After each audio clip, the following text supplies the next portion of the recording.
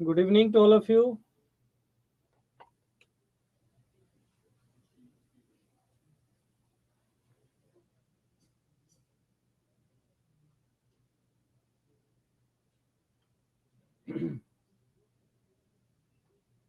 कौन है जिसको जिसको डर लग रहा है एग्जाम से?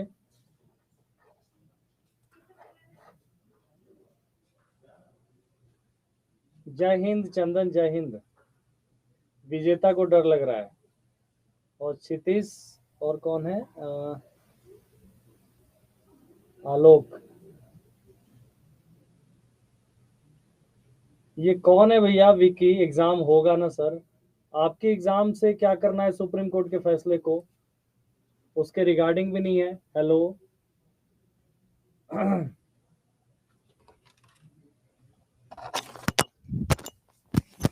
जो भी है बीएड का मामला, वो तो प्राइमरी एजुकेशन से जुड़ा हुआ है।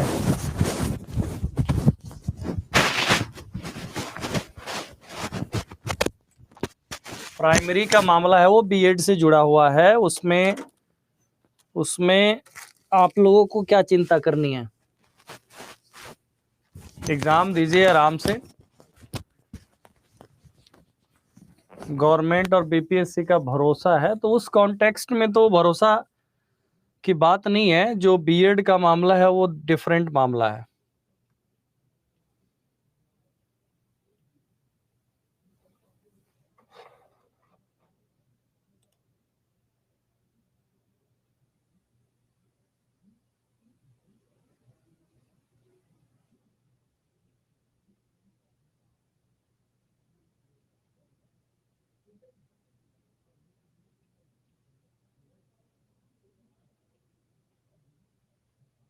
देखिए कौन है हमारे हाथ में, कह रहे हैं अमित।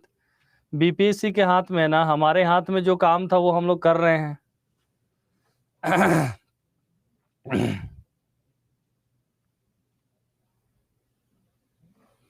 आप लोगों के एग्जाम के साथ कुछ नहीं होने जा रहा है, नथिंग। आप लोगों के एग्जाम, उन सब चीजों पे माइंड लेके ही नहीं जाना है। ऑन टाइम एग्जाम होगा, टाइम एग्जाम दीजिए। कोशिश करिए कितना परफॉर्म करें, क्योंकि एग्जाम इज समथिंग एल्स। वहां पर प्रेजेंस ऑफ माइंड का टेस्ट होता है।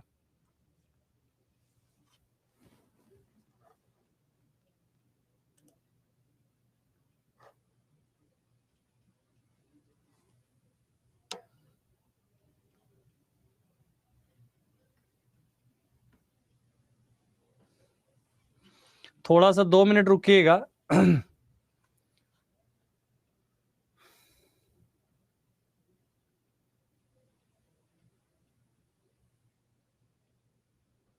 एडमिट कार्ड तो सबका आ चुका है ना, ऐसा तो कोई नहीं है एडमिट कार्ड नहीं आया।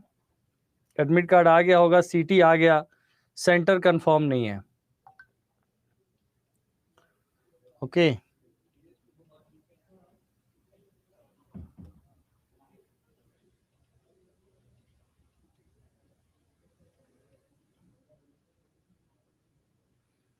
जिसको जिसको डर लग रहा है, मैं उसका एग्जाम दिलाने पटना आऊंगा।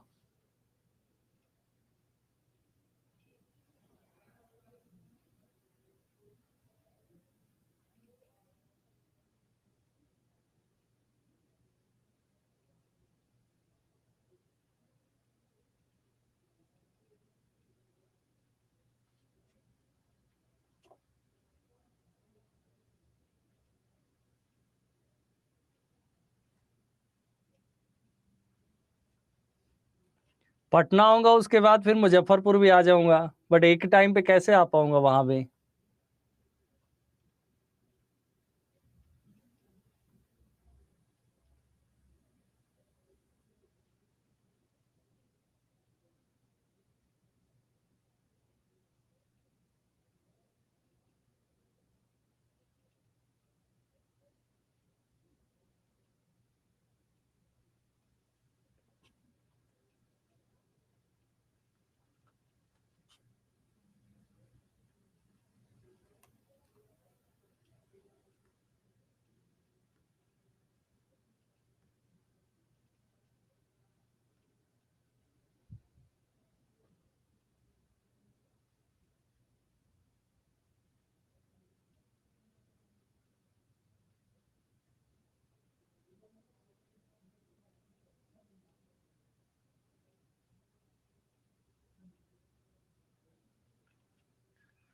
देखो, पटना आने का मतलब है कि एग्जाम दे रहे हैं क्या? अरे हम ऐसे ही हमारी टीम के लोग जाते रहते हैं, अभी फाइनलाइज नहीं हुआ है ये। अगर डिसीजन निकल करके आता है उसके बाद,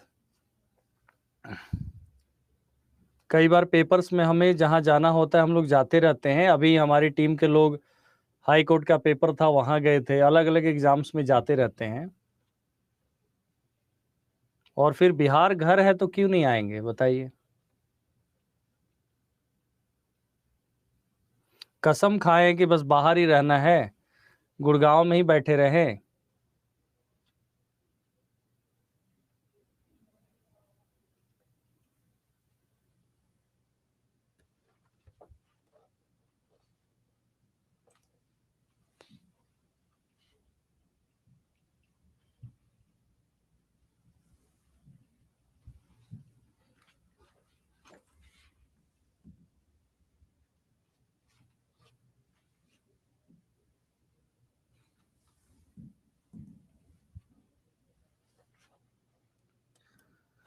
आज ऐसा मुझे लग रहा है सब स्वतंत्रता दिवस मना रहा है, सब स्वतंत्र हो गया आज ही।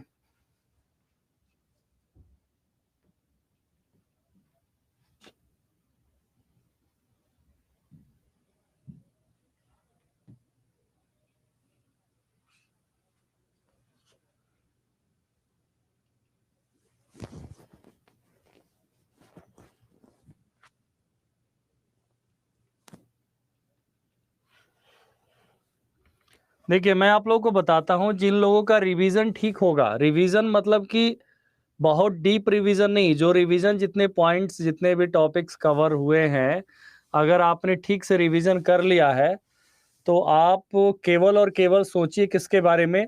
अब आपकी जनरल नॉलेज की क्या लेवल है?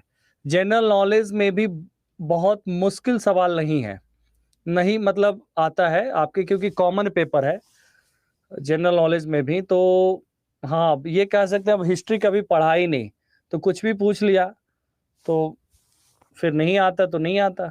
अब आप पे डिपेंड है तो कितना पढ़ें हिस्ट्री। करंट अफेयर्स वगैरह कुछ क्वेश्चंस आएंगे 4-5।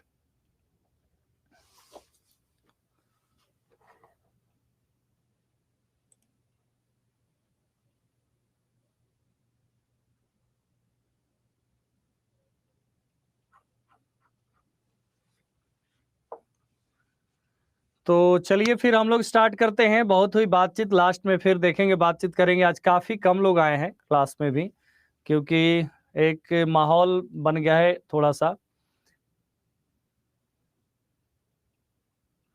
गौतम कुमार हमसे पूछ रहे हैं आपका कैसा चल रहा है प्रिपरेशन 40 मार्क्स वाला? गौतम, प्राइवेट है, मैं पब्लिक कर देता हूँ, जो जो पूछना है पूछ लीजिए ताकि सभी लोग देख लें।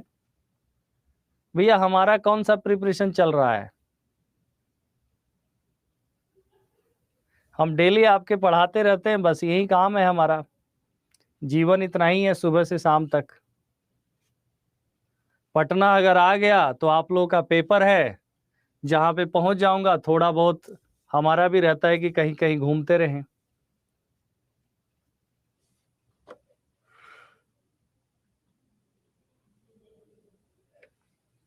कंप्यूटर के साथ पॉलिटी भी पढ़ाते हैं, तो क्या करें, संविधान है हमारे। ये उसमें था ना, एक बात बताता हूँ, उसका राज आज खोल ही देता हूँ।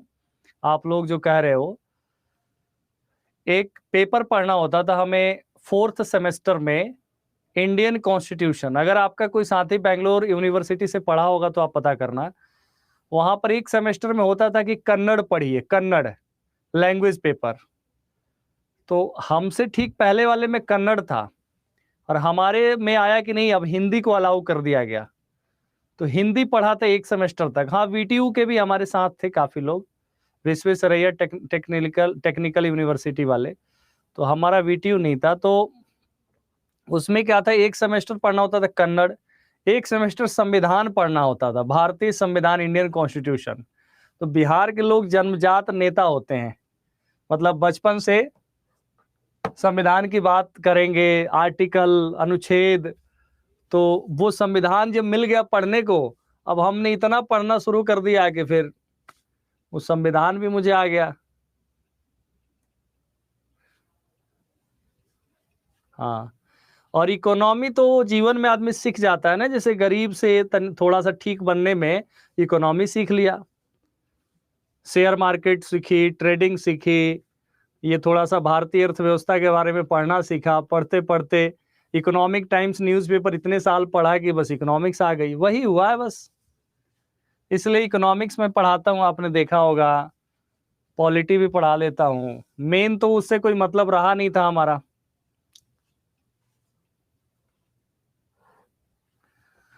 तो चलिए, अभी हमारा जो टॉपिक कुछ रहता है वो तो एज इट इज है, क्योंकि अभी बहुत सारी बातें आप लोग पूछ रहे हैं, ऐसा लग रहा है कि सब पूछ लेंगे आज ही। आपकी क्वालिफिकेशन क्या है? मेरी क्वालिफिकेशन बस एमसीए है और बीसीए है, और इंडियन स्कूल ऑफ बिजनेस से हमने कुछ बिजनेस स्टडीज की हैं, डिप्लोमा जो हम कह सकते हैं, एंटरप्रेन्योरशिप एंड ऑल, वो हमारी क्वालिफिकेशन है जो हैदराबाद में है। तो वो उसका इससे कोई ताल्लुक नहीं है, संबंध नहीं है, ठीक है। तो चलिए, HGHY क्या है? ये ज्यादा पर्सनल हो रहा है। HGHY है हमारा गांव हमारी योजना फाउंडेशन। यहां देखिए, इस क्वेश्चन का जवाब दीजिए। क्वेश्चन है 70 क्वेश्चंस का एक सीरीज है, इसको प्रैक्टिस करते हैं आज। और चलिए, तैयार हो जाइए।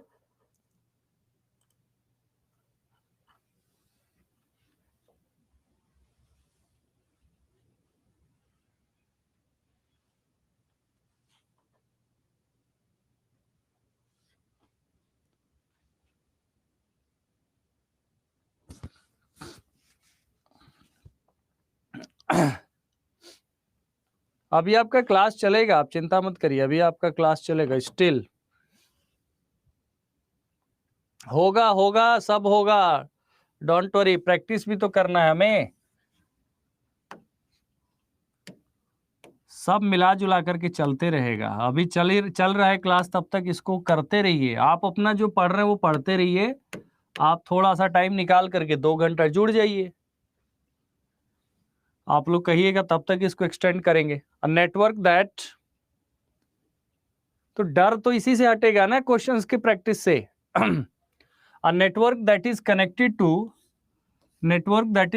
To the internet but uses encryption to scramble all the data sent through the internet is called. A network that is connected to the internet but uses encryption to scramble all the data sent through the internet is called. This is called virtual private network. इसको क्या कहा जाता है? Virtual private network. मतलब इस network का कोई physical existence नहीं होता है, बट यहां पर होता क्या है, एक ऐसा वर्चुअल नेटवर्क जिसमें डेटा, अगर कम्युनिकेशन जो होता है वो एक फिल्टर्ड कम्युनिकेशन होता है, ठीक है, ये है virtual private network. Next question क्या है? DSLAM। DSLAM is a device used by internet service providers to route incoming DSL connections to the internet. What its correct full form? कौन है जो कह रहा है सारा पीडीएफ एक साथ मिला के दे दीजिए? सारा पीडीएफ का फाइल एक साथ मिलाएंगे, फाइल का साइज बहुत ज्यादा हो जाएगा।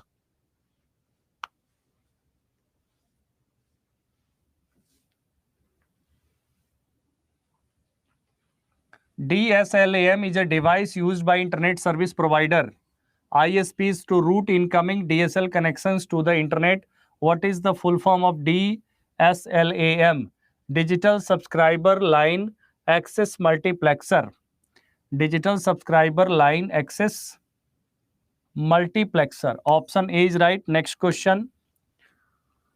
पीडीएफ में है, इसके बारे में आप लोग पढ़ लीजिएगा। ये होता क्या है, बेसिकली एक्सचेंज में होता है, टेलीफोन एक्सचेंज में लगा होता है, ठीक है। और digital subscriber line access multiplexer एक नेटवर्क डिवाइस होता है जो कहां पर होता है? टेलीफोन एक्सचेंज में होता है। टेलीफोन एक्सचेंज में क्या काम करता है? It connect multiple customer digital subscriber line interfaces to the high speed digital communication channel using multiplexing technique, ठीक है। मल्टीप्लेक्सिंग टेक्निक से क्या करता है, बहुत सारे डिजिटल सब्सक्राइबर लाइन के कस्टमर्स को जोड़ता है। ठीक है, नेक्स्ट क्वेश्चन क्या है, which of the following is a suitable term for any programmable content of a hardware device configurations and data for application specific integrated circuits programmable logic devices etc। एक चीज और मैं आपको बता देता हूं कि कल है तो स्वतंत्रता दिवस, तो उस दिन हमारी जो स्टडी प्लान के क्लासेस नहीं है, आप समझ रहे हैं ना।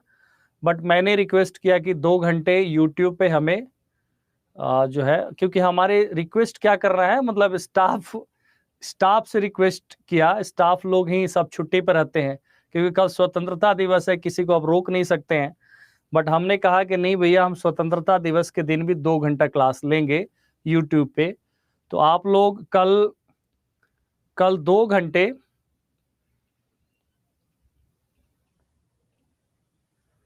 2 आवर्स जो है कल मैं क्लास लूंगा। ठीक है, 8 बजे से 10 बजे तक यूट्यूब पे, 8 PM टू 10 PM।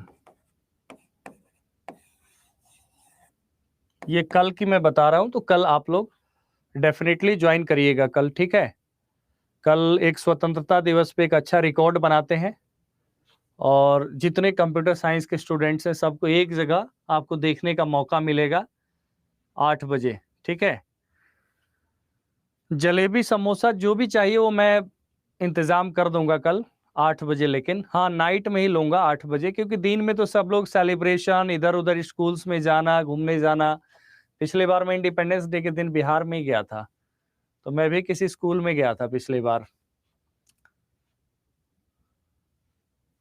तो यहाँ देखिए, विच of the following is a suitable term for any programmable content of a hardware device, ये होगा फर्मवेयर। क्या होगा? Firmware, option C. नेक्स्ट है, which of these organisations was created to manage IP addresses space. IP addresses space को मैनेज कौन करता है? कंप्यूटर साइंस का ही होगा क्लास।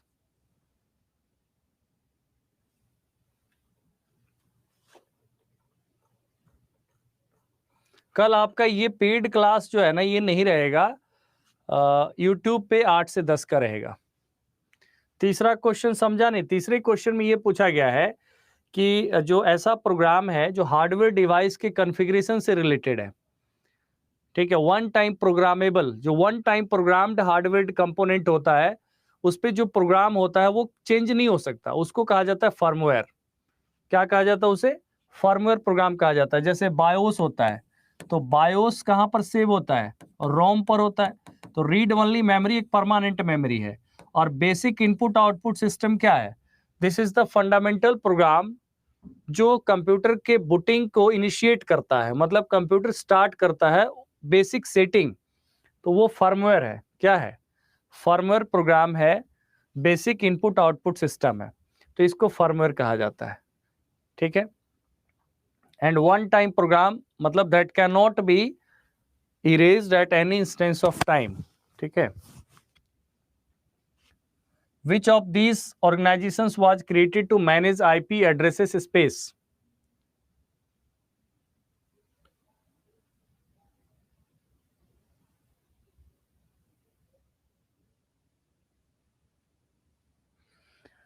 मैलवेयर तो होता है मैलिशियस सॉफ्टवेयर, मतलब harmful software, harmful program. Computer virus is example of malware. तो मैलवेयर इज अनदर थिंग। ठीक है, and firmware is another thing. Chat तो प्राइवेट ही है। यहां देखिए, ICANN, internet corporation for assigned name and numbers. ICANN जो है ये क्या करता है? आईपी एड्रेस को मैनेज करता है। ठीक है, आईकैन का ऑफिस भी कैलिफोर्निया में है, यूएस में, अमेरिका में। एंड जो IANA करके बताया होगा आपको एक संस्था किसी क्लास में, IANA, तो IANA की पेरेंट कंपनी का नाम है आईकैन। अगर ऑप्शन में IANA भी दिया जाए तो बिल्कुल सही होगा। एक्चुअल रूप से IANA जो है internet assigned name and numbers, ठीक है, ये मैनेज करता है। That is part of ICANN organization. Okay, यहां देखिए थोड़ा ध्यान से, आप लोग एकदम हड़बड़ा जाते हैं, हड़बड़ाना समझते हैं आप, बेचैन हो जाते हैं। यहां देखिए ICANN was created in 1998 to manage IP address space and DNS root zone. Internet Corporation for Assigned Name and Numbers, ICANN, is a non-profit organization responsible for coordinating the maintenance and procedures of the several databases related to the namespace and numerical spaces of the internet. That is IP address, ठीक है, domain name, IP addresses and all. आप समझ गए? तो clear है यहाँ पे? BIOS के अलावा कोई फर्मवेयर जो होता है, जिसमें एम्बेडेड डिवाइस के ऊपर जो होता है सेटिंग होता है, जैसे आप वॉशिंग मशीन लेके आते तो washing machine perform certain set of task, उसका कुछ ही फंक्शन होता है, तो वो भी इंटीग्रेटेड सर्किट के ऊपर प्रोग्राम्ड होता है, इलेक्ट्रॉनिकली प्रोग्राम्ड है, तो उतना ही काम करता है। तो एम्बेडेड डिवाइस जो है वो भी क्या है, वो भी फर्मवेयर ही है। माइक्रो कंट्रोलर, बिल्कुल।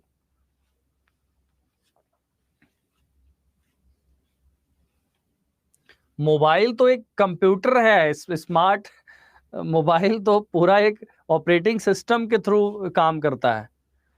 यहां देखिए नेक्स्ट क्वेश्चन क्या है, which of these is a server side scripting language?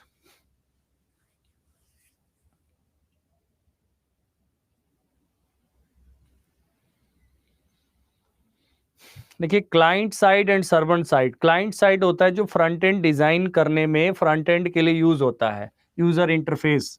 And back and हो गया जो एक्चुअली प्रोग्राम जो बैक एंड में एप्लीकेशन रन करता है। तो यहाँ पर PHP बैकएंड का है, बट HTML, जावास्क्रिप्ट, CSS इसको और इसको यूज किया जाता है फ्रंट एंड में। मतलब यहाँ पर क्या है, ये जो तीनों है ये क्लाइंट साइड है और ये है server side. Option C, hyper text pre processor.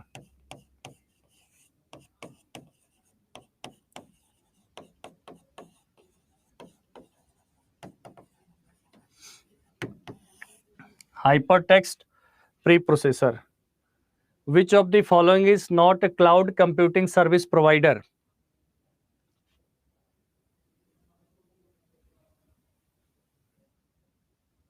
तो बैकएंड ही वहां पर पूछा गया है, क्वेश्चन में क्या पूछा गया है, सर्वर साइड, तो सर्वर साइड मतलब बैकएंड। ओके, इस क्वेश्चन का जवाब दीजिए, विच of the following is not a cloud computing service provider?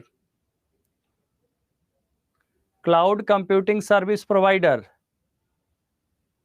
आप में से कितने लोग हैं जिनको लग रहा है कि ये जरूरी है प्रैक्टिस करना? ऐसा कोई है महानुभाव जिनको लग रहा है कि टाइम वेस्ट कर रहे हैं? ये बहुत जरूरी है भैया, यही तो अल्टीमेटली क्वेश्चन ही तो करना है हमें। तो आप बेचैन मत होइए, अभी करते जाइए क्लास।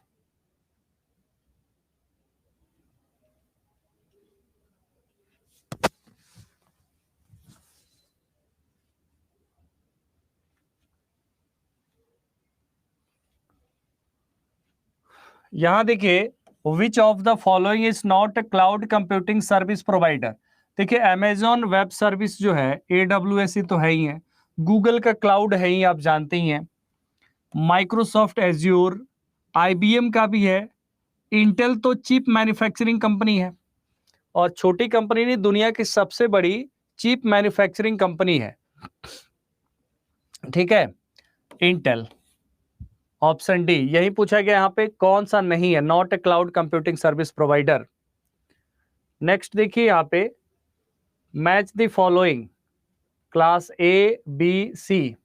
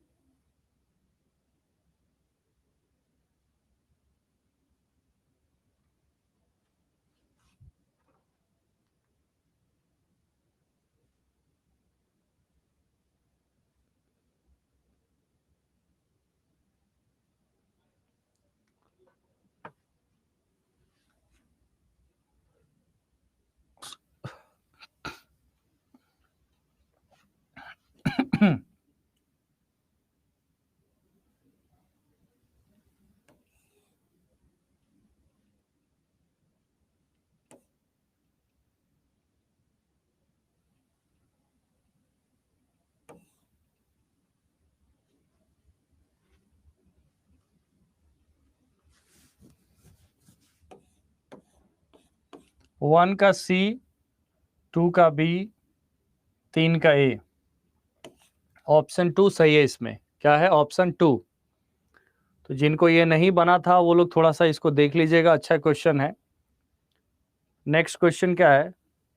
ये वाला क्वेश्चन तो आप प्रैक्टिस कर लिए थे, इसमें 4-5 है, जल्दी जल्दी से कर लीजिए। 4-5 क्वेश्चन जो इसमें भी है वो वाला। Way to store and organise data. Next क्या है? What are the disadvantages of arrays? Disadvantages of arrays. There are chances of wastage of memory space if elements inserted in an array are lesser than the allocated size. Option D होगा। Next, which data structure is used for implementing recursion? Recursion को implement करने के लिए क्या use होता है? Stack use होता है। किसका यूज किया जाता है? Stack. LIFO, last in, first out. Next, what is the value of postfix expression? उस दिन आपने किया होगा, बट यहाँ पर क्वेश्चन का आंसर याद नहीं करना है। एग्जाम में दूसरा कुछ आएगा तो आप सोल्व कर देंगे, ये मुझे पता है, बहुत आसान है। नेक्स्ट है, which of the following statement about stack data structure is are not correct? What which of the following statement about stack data structure is are not correct? ये गलत है। स्टैक किस पे वर्क करता है? लीफो प्रिंसिपल पर। और Q किस पे वर्क करता है? फीफो प्रिंसिपल पर। First in first out queue है, last in first out stack है। Which of the following points is are not true about link list data structure when it compare to array? Array के comparison में पूछा गया है, आप किसी चीज से कंपेयर नहीं कर सकते। Random access is not allowed in a typical implementation of link list. यहाँ पर एरे की कोई बात नहीं है। Access of elements in link list takes less time than compare to the arrays. यहाँ पर क्या चूज करना है? Not true. तो नॉट ट्रू में ये हो जाएगा, because link list takes more time compare to arrays. Array से ज्यादा टाइम लगता है। ठीक है, क्लियर है? यहाँ पे इसके बारे में मैंने बता दिया था। Array provide random access while accessing link list is sequential, मतलब रैंडम एक्सेस नहीं है। Which of the following application makes use of a circular link list? Circular link list का यूज इनमें से कौन सा करता है? Allocating CPU to resources. Option D, allocating CPU to resources. Next, which of the following is not the type of queue? which of the following is the not the type of queue? Single ended queue कोई नहीं होता है। Priority queue, circular queue, ordinary queue. Next है, which is the most appropriate data structure for reversing a word? Word को reverse करने के लिए क्या यूज होता है? तो स्टैक यूज होता है। Option A. What is a D Q? Double ended queue क्या है? डबल एंडेड क्यू क्या है? A queue which insert delete defined for both front and rear ends of the queue. A queue with insert delete defined for both front and rear ends of the queue. So option C is right. Next, modem is a fill in the blanks that modulates and demodulates signals.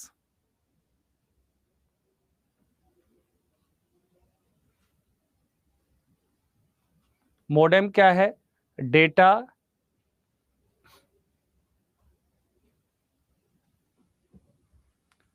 Circuit terminating equipment है, DCE. DT is nothing but computer node. कोई भी network से connected जो terminal है, चाहे वो ATM ही क्यों ना हो, ATM, point of sale, any computer, any node, that is called DTE. उसे क्या कहा जाएगा? Data terminal equipment. बट यहाँ पर modem and any other networking devices जो एक नोड को एक नेटवर्क से कनेक्ट करने के लिए इंटरफेस का काम करता है, उसको कहा जाएगा DCE, data circuit terminating equipment. यहां पर आप देखेंगे modem, switch, hub, repeater, ETC are all DCE devices. DCE devices जो है डेटा, ये वैसे क्वेश्चंस हैं जो बहुत ज्यादा इस पे मेरा फेथ है, इसलिए क्वेश्चंस को रिपीट किया गया है इस क्वेश्चंस को कुछ को, ठीक है। ये क्वेश्चन है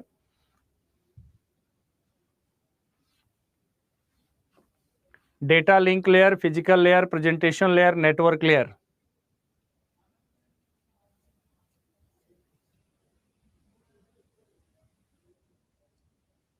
ओके साजिद, कर देंगे।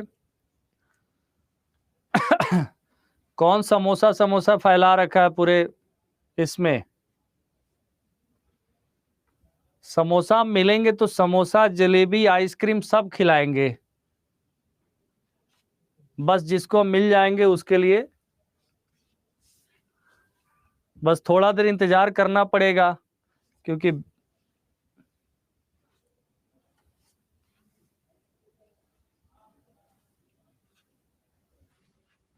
यहां देखिए डेटा लिंक लेयर जो है क्या करता है, detection and recovery from errors in the transmitted data, बिल्कुल ठीक है। फिजिकल लेयर लोएस्ट लेयर है, जहां पर आपका डीटीई और डीसी काम करता है, तो फिजिकली तो होता है। उसके बाद presentation layer concerned with for the syntax of the data, and network layer performs routing. D2 option A is right. Next question, FDDI is paper clear होने पर मिलने पे मजा आएगा। अरे ठीक है भैया, दुख दर्द हम समझ रहे हैं, आपसे ज्यादा समझ रहे हैं। बाल सफेद हो गई हमारी दुख दर्द समझते समझते। आराम से खुश होके पेपर दीजिए। पढ़ रहे हैं, मेहनत कर रहे हैं, खुश रहने से भी बहुत सारा सॉल्यूशन निकल जाएगा, अच्छा कर पाएंगे, माइंड काम करेगा। इतना प्रेशर में जाएंगे दिमाग काम नहीं करेगा।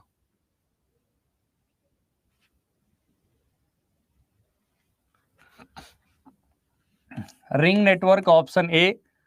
Next, packets are related to which layer?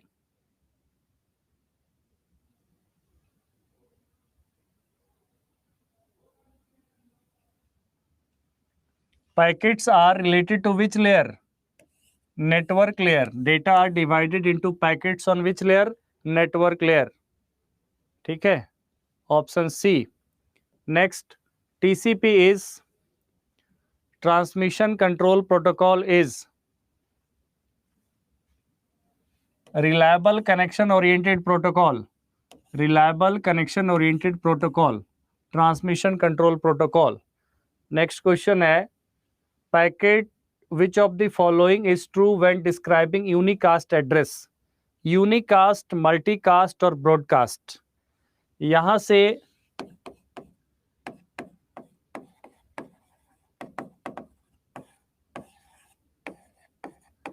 संभावना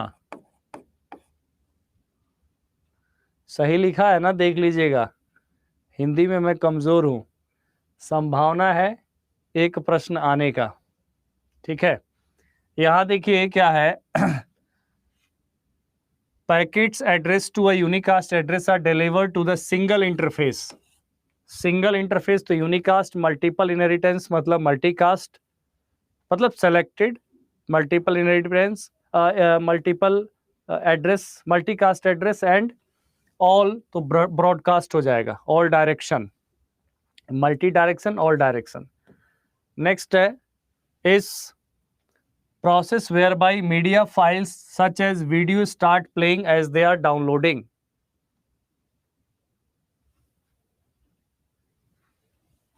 Streaming. Next question, common gateway interface. Common gateway interface CGI is which of the following? CGI is which of the following?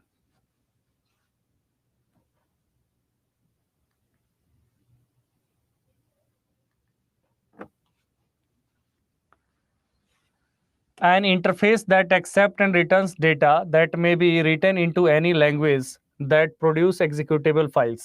ये बात हो रही है एक ऐसा इंटरफेस का, ठीक है, एक ऐसा इंटरफेस का जो क्या करता है, रिक्वेस्ट रिसीव करता हो और रिस्पॉन्स प्रोवाइड करता हो। Option D. Common gateway interface is a specification for transferring information between the World Wide Web server and the CGI program. ठीक है, CGI program is designed to accept and return data that conforms the CGI specification. Next जो है, subnetting is actually what? Subdivision of networks. Subnetting is nothing but subdivision of networks. Next, TCP IP model was developed. Fill in the blanks, the OSI model. लगभग में याद रखना है कि 1970s में TCP IP model आया था, क्योंकि 1969 में पहला नेटवर्क ARPANET आया था। तो ARPANEट एक्चुअली जो प्राइमरली हम कह सकते हैं कि इसी मॉडल पे बेस्ड था। ठीक है, OSI मॉडल आया था वो कौन से ईयर में आया था? 1984 में आया था लगभग, हाँ 1984 के लगभग। तो यहाँ पर प्रायर टू होगा, क्या होगा? Prior to. TCP IP model पहले आया, OSI बाद में आया। ठीक है, एक बात और मैं बता देता हूँ, OSI मॉडल बस किताबों में पढ़ने वाला मॉडल है, ध्यान दीजिएगा। OSI मॉडल केवल हम किताब में पढ़ते हैं, ऑन ग्राउंड जो मॉडल काम करता है वो TCP IP है। ठीक है, ऑन ग्राउंड मतलब जो प्रैक्टिकल है वो TCP IP है।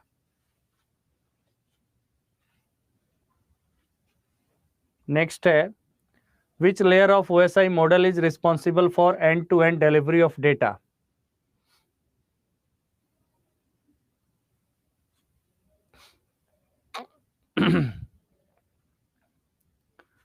And to end delivery of data किसका काम है? ट्रांसपोर्ट का काम है। Next, which layer of OSI model is responsible for request and response of data in OSI model? Which layer of OSI model is responsible for request and response of data in OSI model? Request response तो यही है ना, application. Request response किस पे होगा? Application पे होगा। Which of the following is used for managing the devices on the internet by using the TCP/IP protocol? TCP/IP protocol में डिवाइसेस को मैनेज करने के लिए कौन सा प्रोटोकॉल होता है? Simple network management protocol. Simple network management protocol.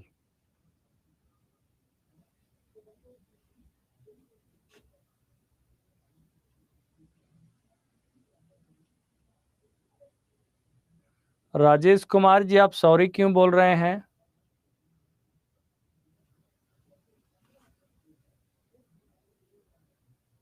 Exam में सॉरी बोलने से काम ना चली, वहां बना के आवे के पड़ी।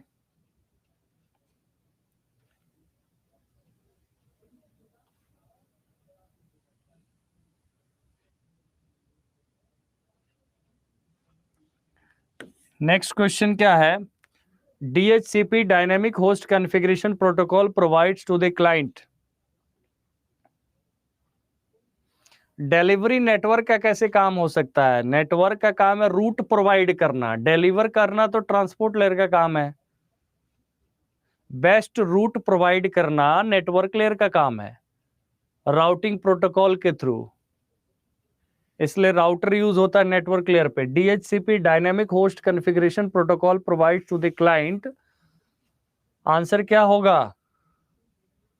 जो लोग बी और सी कर रहे हैं उनका एक ही उपाय है,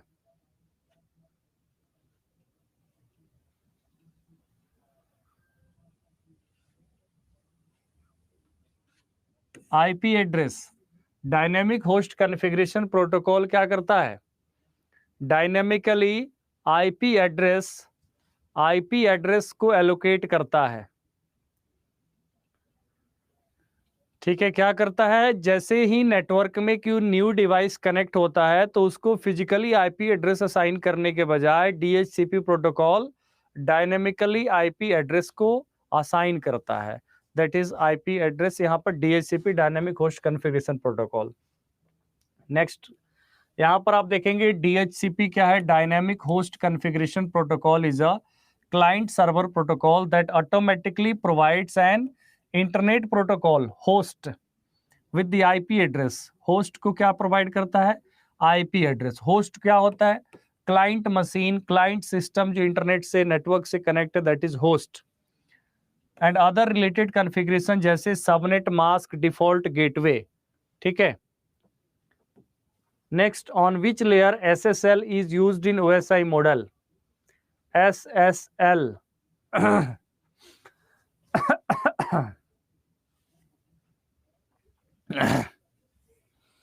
SSL is used in OSI model.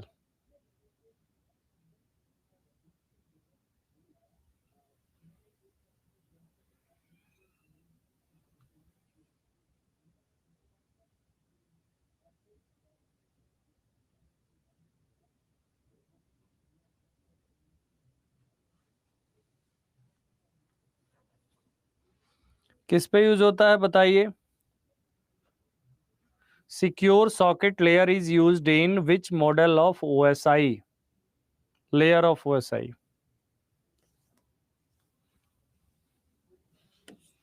अरे कौन है जो इतना जल्दीबाजी करवा रहा है भाई? SSL stands for secure socket layer, एक सिक्योरिटी प्रोटोकॉल है।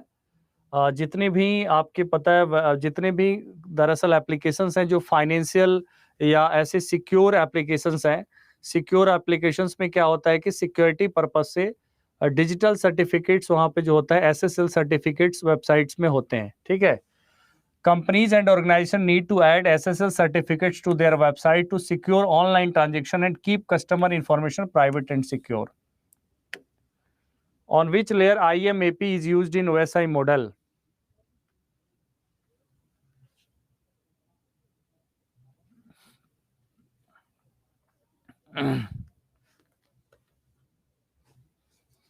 On which layer IMAP is used in OSI model?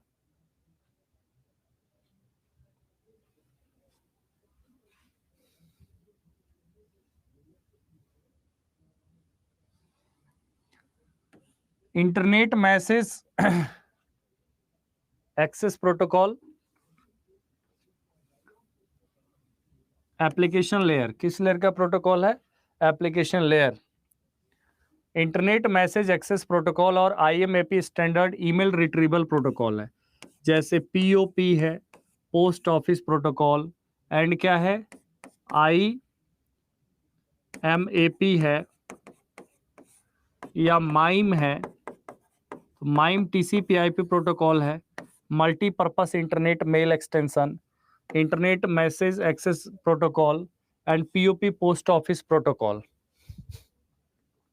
Next है, ये पुराना वही क्वेश्चन है, आप लोगों को मेरे ख्याल से आता भी होगा, जल्दी जल्दी से आंसर दे दीजिए।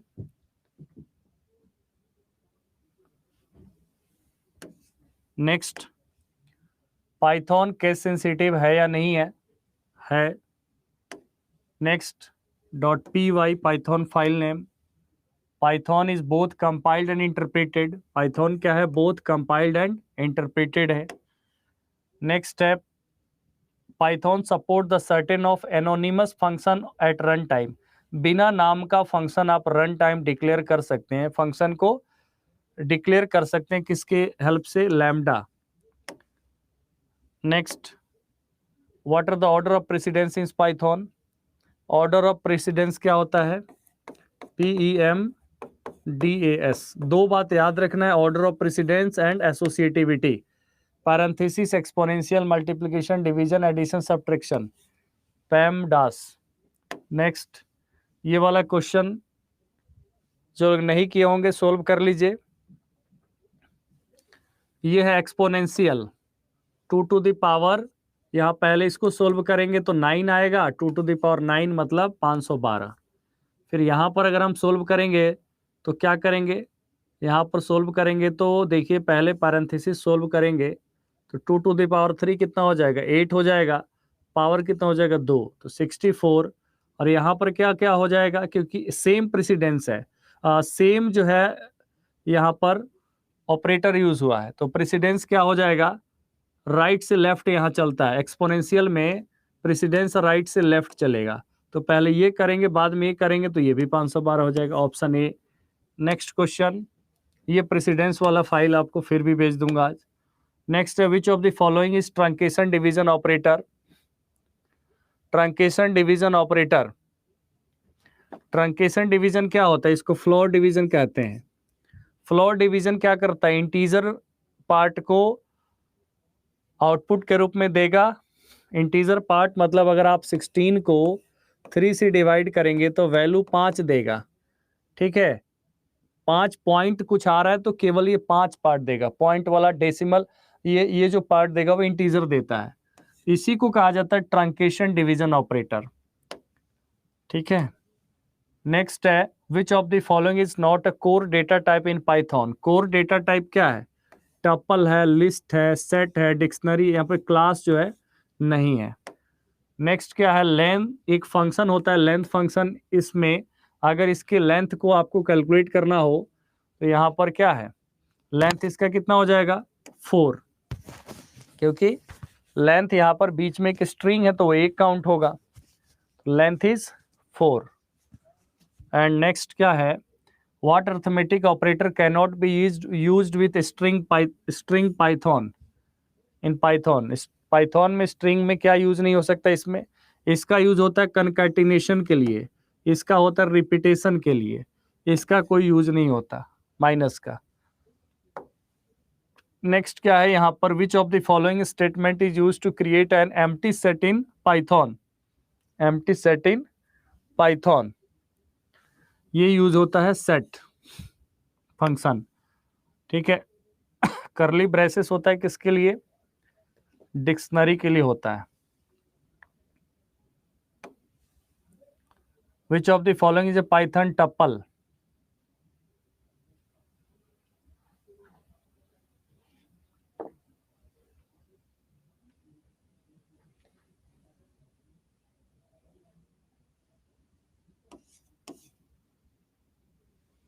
What is the result of CMP 3,1? CMP क्या है, कंपेयर है। CMP क्या है, कंपेयर है। कंपेयर 3,1।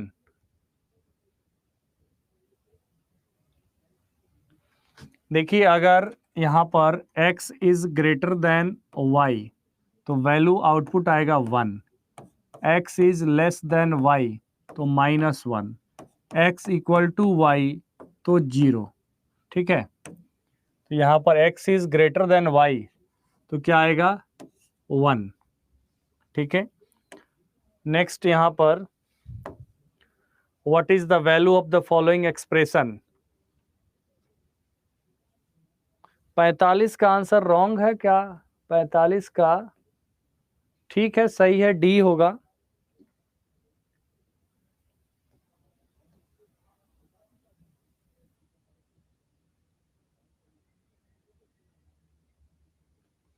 (48) बफरिंग हो रहा है क्या, बताइए एक बार तो मुझे।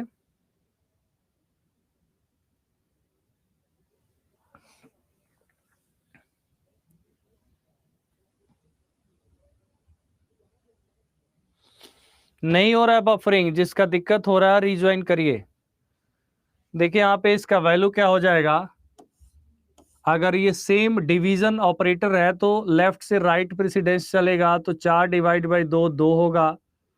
एक सेकंड, हाँ ठीक है। तो यहाँ पर क्या हो जाएगा, लेफ्ट से राइट तो ये 2 और 2 1 हो जाएगा, और ये क्या हो जाएगा 2 और पैरेंथेसिस पहले है तो पैरेंथेसिस सोल्व करेंगे 4। तो ऑप्शन ए राइट है, ठीक है, ऑप्शन ए क्या है, राइट है।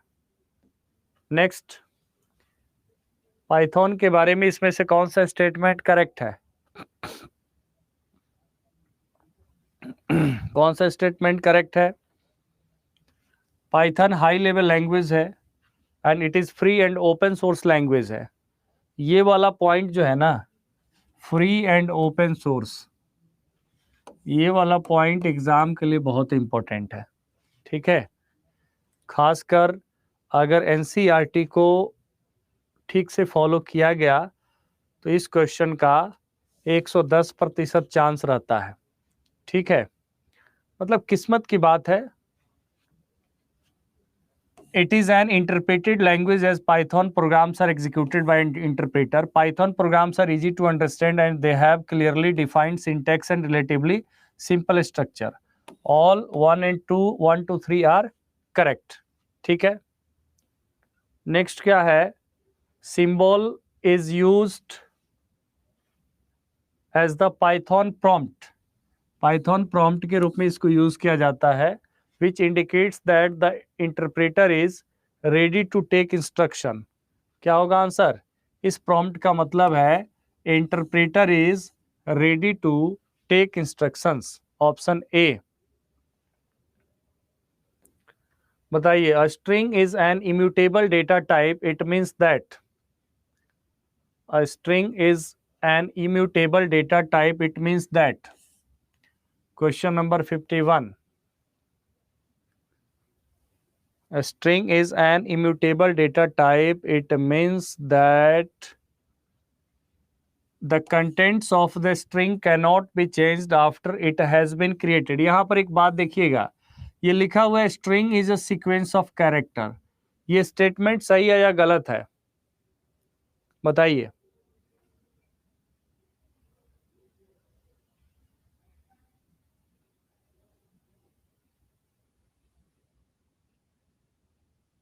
कैरेक्टर होता है ए बी सी, ठीक है, और कैरेक्टर को के ग्रुप को, जैसे ये अलग अलग क्या हो गया, अब इसके ग्रुप को तो स्ट्रिंग कहते हैं। String is a sequence of character. Statement तो सही है, स्टेटमेंट क्या है, सही है, लेकिन यहाँ क्वेश्चन में कुछ थोड़े पूछा गया है। क्वेश्चन में पूछा गया है string is an immutable data type, which means, मतलब इसके बारे में पूछा गया है कि इम्यूटेबल डेटा टाइप क्या होता है। Immutable data type is a data type which cannot be changed, ठीक है, cannot be changed once it has been declared. ठीक है, बात समझ गए, इसलिए केवल ऑप्शन 1 होगा। नेक्स्ट है, the order of execution of the statement in a program is known as.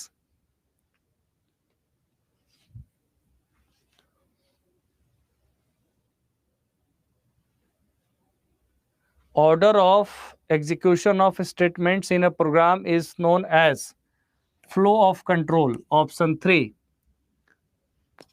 Fill in the blanks is also called Python doc strings, Python documentation strings.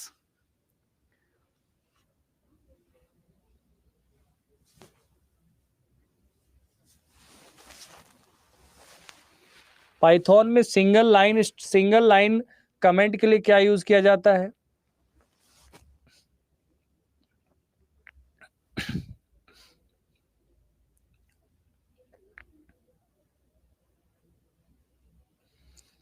ठीक है, हैश यूज किया जाता है। ठीक है, C++ वाला भी लोग बता रहे हैं, बताइए, ये यूज किया जाता है। अब यहाँ पर जितना लाइन करना होगा उतना लाइन ये यूज करना पड़ेगा। अगर कहीं पर मल्टी लाइन कमेंट इंक्लूड करना है किसी प्रोग्राम के मॉड्यूल को डिस्क्राइब करने के लिए, किसी फंक्शन को डिस्क्राइब करने के लिए, तो उसमें documentation string, doc string use कर लिया जाता है। ठीक है, डॉक स्ट्रिंग जो है यूज कर लिया जाता है। पाइथन डॉक स्ट्रिंग क्या है? We can create a string by enclosing the characters in a single quotes और डबल कोट्स। सिंगल कोट्स या डबल कोट्स का यूज करके हम करते हैं, बट यहाँ पर Python also provides triple quotes to represent the string, but it is generally use for multi line string और डॉक स्ट्रिंग। डॉक स्ट्रिंग में क्या होता है, ट्रिपल कोट्स यूज किए जाते हैं। ठीक है, ट्रिपल कोट्स कैसे डिक्लेयर करते हैं, देखिए यहाँ पे डिक्लेयरिंग डॉक स्ट्रिंग्स, तो doc strings are declared using the triple single quote या ट्रिपल डबल कोट। अब उसके अंदर उसको ओपन करेंगे और उसको क्लोज करेंगे, उसके अंदर जो भी लिखा जाएगा वो एज ए कमेंट हो जाएगा वो। ठीक है, multi line comment. C language is developed by, C language is developed by whom? Dennis Ritchie. Dennis Ritchie founder थे AT&T बेल लैब्स के। नहीं सॉरी, AT&T बेल लैब्स में किया गया था। लैब्स के फाउंडर तो अलेक्जेंडर ग्राम बेल थे, अलेक्जेंडर ग्राम बेल, टेलीफोन के आविष्कारक। और ये जो था AT&T बेल लैब्स में यहाँ पर डेवलप किया गया था सी लैंग्वेज, और यूनिक्स सी लैंग्वेज के हेल्प से ही लिखा गया था केन थॉमसन एंड डेनिस रिची के द्वारा, केन थॉमसन एंड डेनिस रिची के द्वारा। AT&T बिल, AT&T जो लेबोरेटरी, इसके बारे में मैंने पढ़ा था, और इनके बारे में अलेक्जेंडर ग्राहम बेल के बारे में, मतलब एक तरीके से कह सकते हैं कि बहुत सारे विषयों के वो ज्ञाता थे, साइंस के फील्ड में भी। ऐसा नहीं कि एक केवल चीज थे वो, मतलब।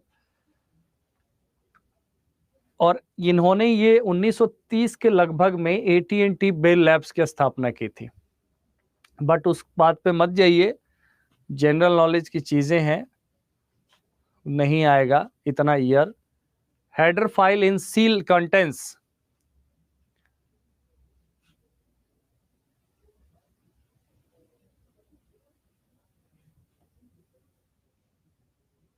header file in C contains library functions, built-in functions. Next is C is which type of language? Machine assembly, procedural, object oriented. C कौन सी लैंग्वेज है? प्रोसीजरल लैंग्वेज है। C is a procedural language, and procedural language follow top down approach. Top down approach. और यहां पर modular programming follow किया जाता है। कौन सा प्रोग्रामिंग? Modular programming.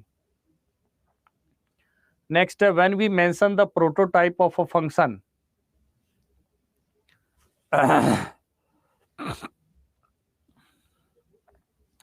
मॉड्यूलर होता है जो प्रोग्राम को मॉड्यूल में डिवाइड किया जा सकता हो। When we mention prototype of a function, this is called declaring. Declaration of the function क्या कहेंगे हम? प्रोटोटाइप कहेंगे। ठीक है। Next, packets of the same session may be routed through different paths in. Packets of the same session may be routed through different paths in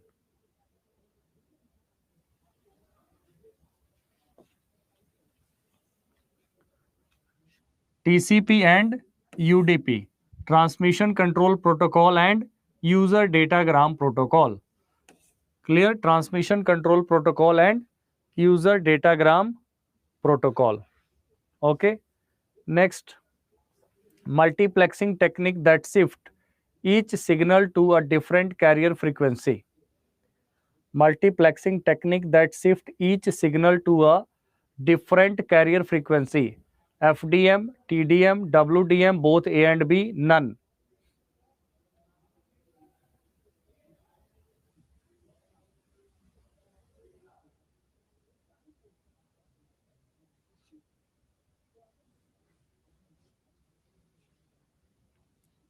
FDM, frequency division multiplexing. Frequency division multiplexing, option A. Next, IEEE standard is used for Wi-Fi systems. IEEE is known for the development and inventions related to the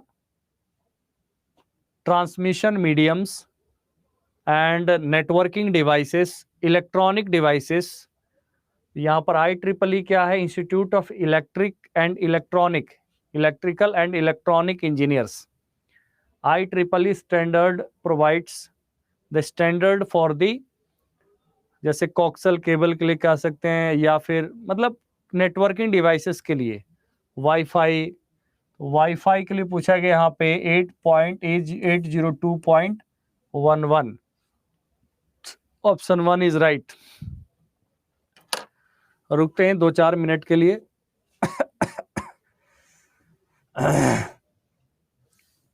okay, तो मैं आपका chat box of करता हूं थोड़ी देर के लिए, ताकि आप लोग शांति से अपने मस्तिष्क को ठंडा कर लें, और फिर मिलते हैं। कोई भी प्रॉब्लम होगा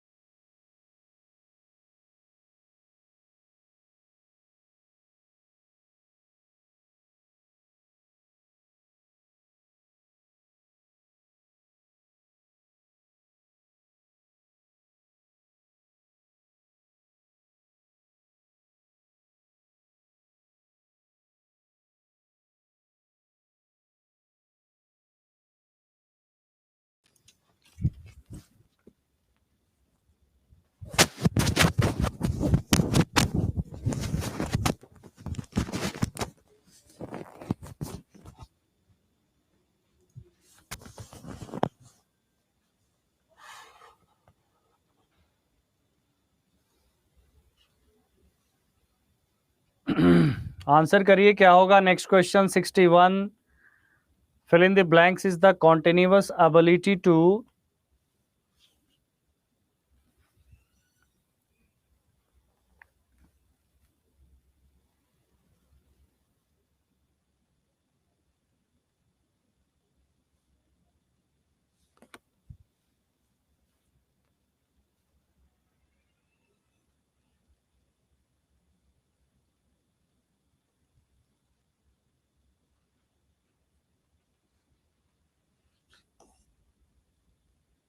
send and receive data between interconnected networks, FTP, SMTP, TNS, network interoperability. Option D is right. क्या आ रहा है, माइक का साइन आ रहा है। नेक्स्ट क्या है, a system program that combines the separately compiled modules of a programme into form suitable for execution.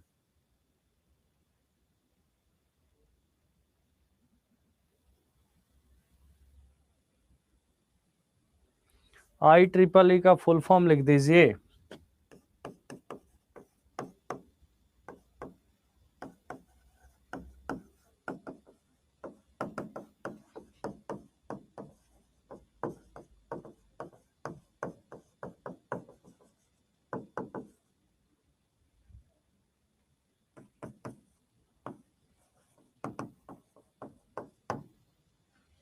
Institute for electrical and electronics engineers. Linking loader कहलाता है system program that combines the separately compiled modules of a program into a form suitable for execution। मतलब different modules को एक साथ combined करना, ठीक है, जो पहले से कंपाइल्ड है। ठीक है। Next, which of the following refers to the associative memory. Which of the following refers to the associative memory.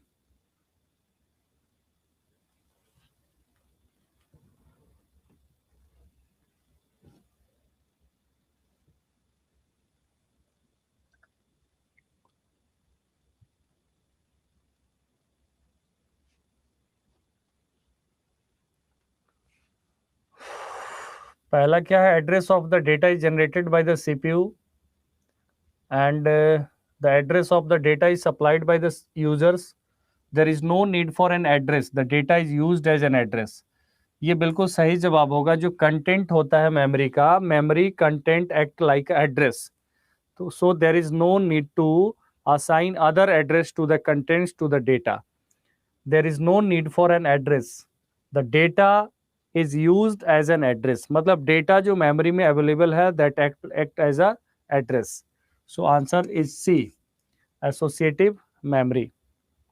Next क्या है, which of the following system software does the job of merging the records from two files into one? Two files into one.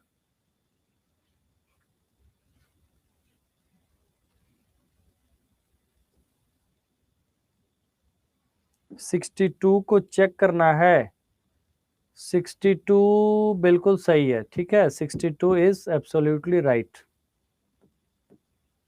64 क्या है, which of the following systems software does the job of merging the records from two files into one. ये काम किसका है, ये काम utility programmes का है, यूटिलिटी सॉफ्टवेयर्स का काम है। डॉक्यूमेंटेशन सिस्टम कुछ थोड़े ना होता है, या तो ऑपरेटिंग सिस्टम का काम होगा, या यहां पर किसका काम है, ऑपरेटिंग सिस्टम ये काम नहीं करता, यूटिलिटी। ओके, नेक्स्ट क्वेश्चन क्या है, thrashing dash. Thrashing dash.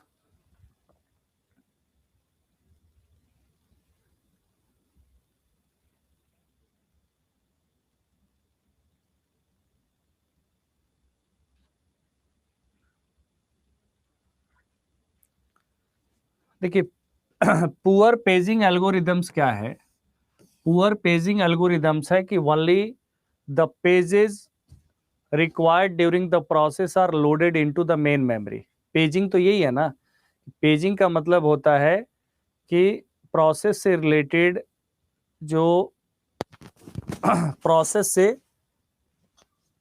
Related, क्या म्यूट है जो साउंड आ रहा है? म्यूट तो कुछ नहीं है, यहां तो म्यूट नहीं है।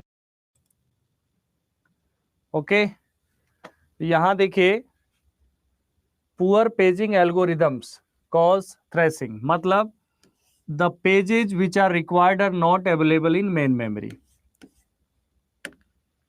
The register or main memory location which contains the effective address of the operand is known as.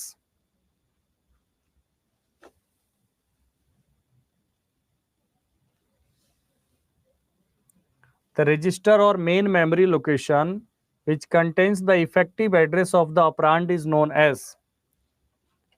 Effective address of operand is known as pointer. This is known as pointer.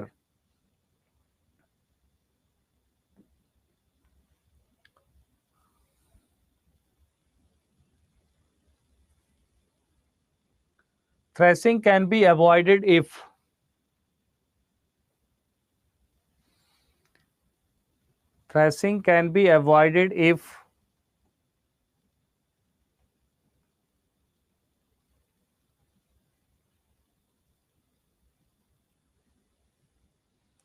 Working set क्या होता है? Working set होता है currently executing process. The process which are currently executed by processor is working set. ठीक है, and यहां पर the pages belonging to the working set of the programs are there in the main memory. तो जब main memory में होगा, इसका मतलब स्वैपिंग की नीड नहीं पड़ेगी। थ्रेसिंग बेसिकली होता क्या है? थ्रेसिंग होता है कि जब सीपीयू को या प्रोसेसर को ज्यादा टाइम वेस्ट करना पड़ता है स्वैपिंग में रेदर देन एग्जीक्यूशन, मतलब एग्जीक्यूशन से ज्यादा समय अगर प्रोसेसर का बर्बाद होता है स्वैपिंग में, ऐसे सिचुएशन को हम कहते हैं थ्रेसिंग। ठीक है, समझ में आया कि नहीं आया?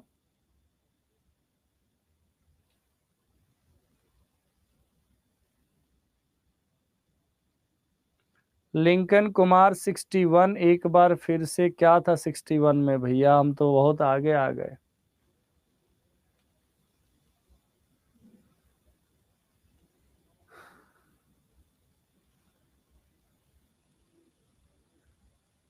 नहीं, सीपीयू का बेसिकली क्या पर्पस है प्रोसेसर का? To execute more and more programmes.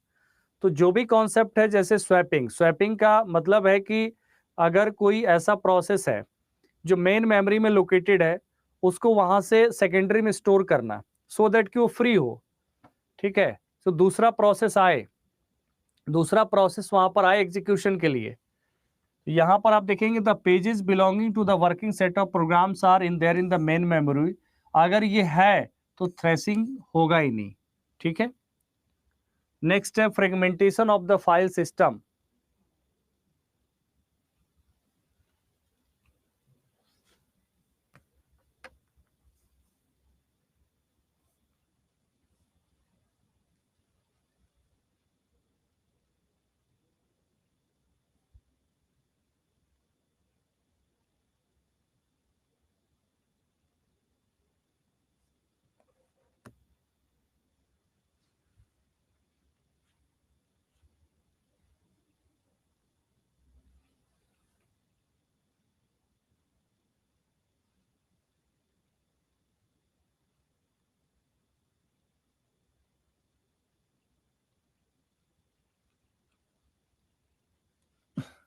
Fragmentation of a file system can be temporarily removed by compaction. Compaction का मतलब क्या होता है? जो अलग अलग स्पेसेस फ्री होते हैं उसको एक साथ इकट्ठा करना, that is called compaction. Fragmentation क्या होता है? यहाँ पर ये जो स्पेस है ये एलोकेटेड है, यहाँ फ्री स्पेस है, फिर यहाँ पर क्या है एलोकेटेड है, फिर यहाँ पर फ्री स्पेस है। तो ऐसे छोटे छोटे स्पेसेस को क्या किया जा सकता है? रिमूव्ड बाय कंपैक्शन, उसको एक जगह इकट्ठा करके। ठीक है, डीफ्रेगमेंटेशन जो भी हम सोच करते हैं। तो fragmentation of the file system can be temporarily removed by compaction, compaction के द्वारा रिमूव किया जा सकता है। So option C is right. Okay, next question क्या है? Page stealing. पेज स्टीलिंग क्या है?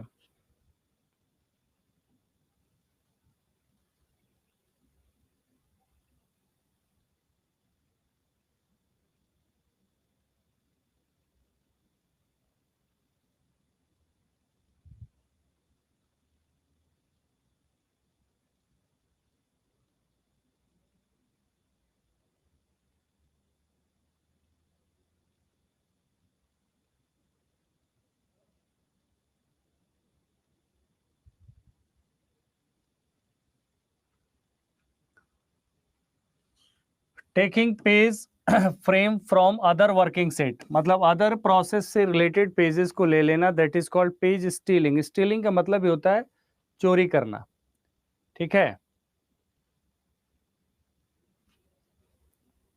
नेक्स्ट क्या है, the strategy of allowing processes that are logically runnable to be temporarily suspended is called, the strategy of allowing a process that are logically runnable to be temporarily suspended, मतलब जो currently executing process है उसको suspend करना क्या कहलाता है, उसको suspend करना, उसको सस्पेंड करना कहलाता है प्रीम्पशन, प्रिमिटिव।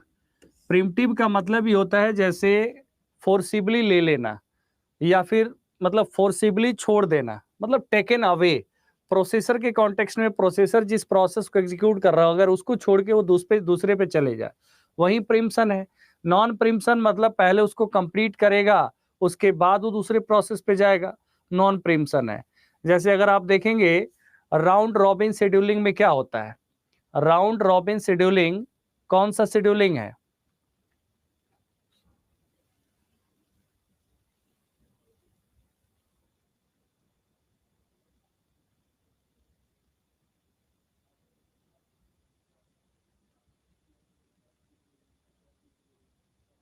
प्रिम्सम है, प्रिमिटिव शेड्यूलिंग है।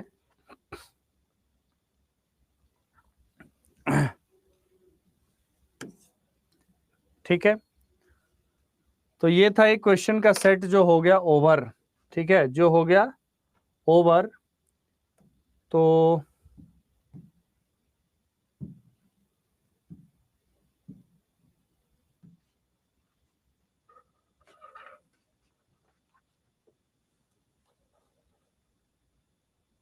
FCFS is non primitive, yes Rahul. Round robin scheduling क्या है, टाइम स्लाइस दिया जाता है हर प्रोसेस को, और जैसे ही वो टाइम कंप्लीट होता है वो तो दूसरे पे चला जाता है, दूसरा प्रोसेस एग्जीक्यूट करता है।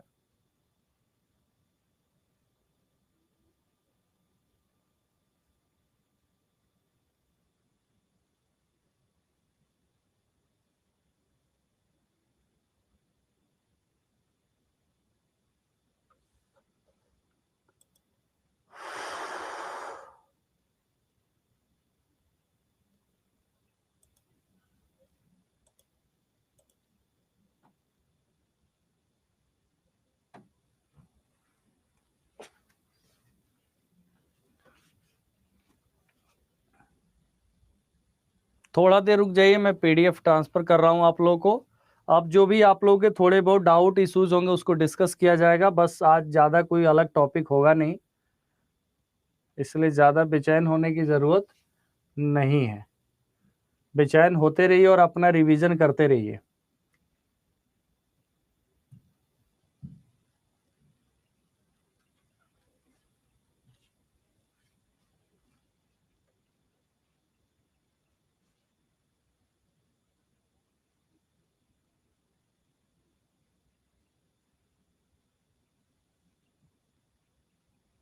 कहिएगा तो आप लोग का जनरल नॉलेज का टेस्ट ले लूंगा मैं।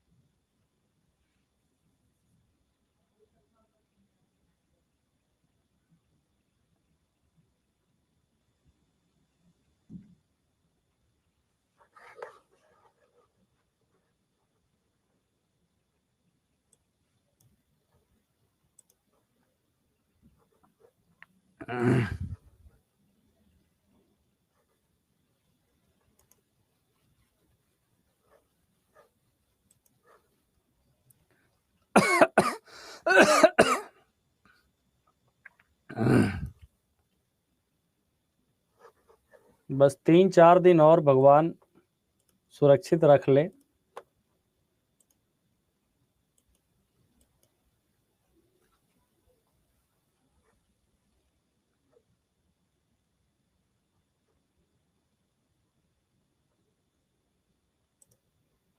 चला गया पीडीएफ।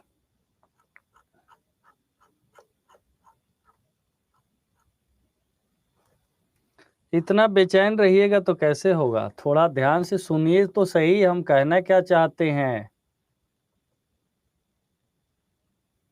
विदाउट टिक सेंड कीजिए, बताइए।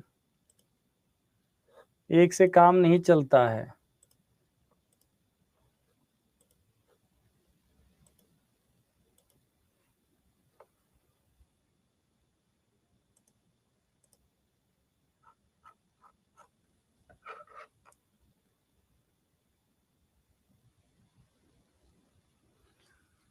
इंडिया के बजट पे तो मेरा वीडियो होगा यूट्यूब पे, ब्रीफ में आधे घंटे का होगा। आप लोग सर्च करेंगे union budget discussion by Manjeet Rai तो वो आ जाएगा। आधे घंटे का सेशन है, उससे बजट आप कर सकते हैं। एंड गौतम कराना है HTML टैग, और जो रिमेनिंग टॉपिक्स है वो मेरा ध्यान है वो करवाना है। आप लोग उसकी चिंता मत करिए, मैं साथ में प्रैक्टिस बीच बीच में ले लिया इसलिए, नहीं तो वो कब का खत्म कर दिया होता। तो मैंने सोचा पहले बाय बाय नहीं बोलना है, आप लोगों को प्रैक्टिस वगैरह कराते कराते अभी चलना है, तो इसलिए बेचैन नहीं रहिए। आप अपना प्रैक्टिस तो कर रहे हैं, प्रिवीजन करते रहिए और ये लेके चलते रहिए। डेली 1-1.5 घंटा डेली आप पढ़ते रहिए, ठीक है।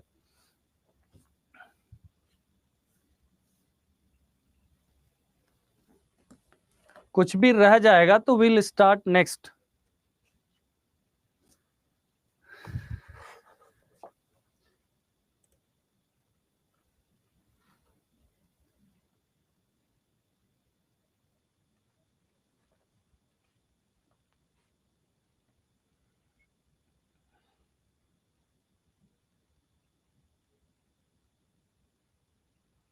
आज मैं कुछ नोट करवा रहा हूं, उसको पढ़ के आना है आप लोगों को, ठीक है। एंड बेचैन नहीं रहना है, एकदम चुपचाप रहिए, अस्थिर रहिए 10-20 मिनट 30 मिनट तक। मैं बंद कर रहा हूं आप लोगों का जो है।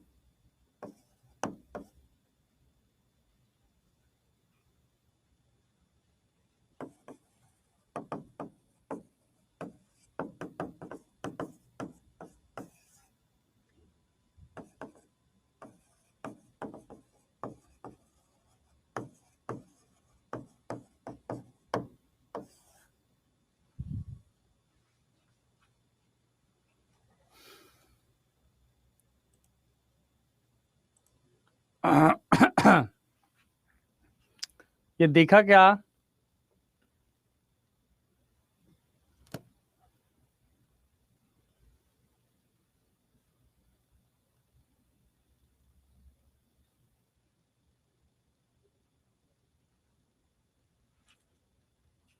याद है तो अच्छी बात है, ये बिगिनिंग मैंने कर दिया थोड़ा सा, ठीक है, बिगिनिंग कर दिया छोटा सा।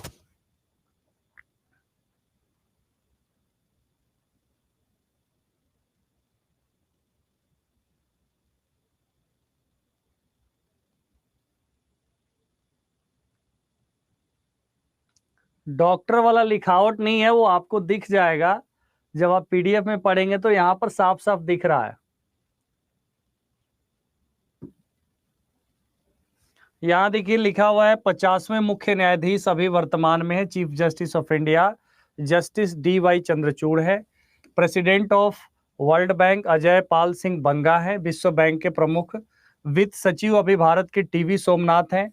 कैबिनेट सेक्रेटरी जो सबसे हाईएस्ट होते हैं आपके सिविल सर्विस, ठीक है, यहाँ पर सिविल सर्वेंट तो ये है Rajiv Gauba. National security adviser है अजीत डोभाल। सीईओ ऑफ नीति आयोग कौन है? बीवीआर सुब्रमण्यन। आरबीआई कौन है? Shaktikanta Das. Attorney general of India R Venkat Ramani. External affairs minister कौन है? S Jaishankar. Chairman of ISRO कौन है? श्रीधर सोमनाथ। अब आपका टेस्ट शुरू होगा, ठीक है, अब आपका टेस्ट शुरू होगा। क्लियर? यहां पर बताइए, सबसे पहले भारत के सुप्रीम कोर्ट का प्रोविजन संविधान के किस आर्टिकल में है? थोड़ा जल्दी जल्दी बताइए, सुप्रीम कोर्ट ऑफ इंडिया किस आर्टिकल में आता है? और इसको लिखते जाइएगा कहीं ना कहीं, सुप्रीम कोर्ट ऑफ इंडिया।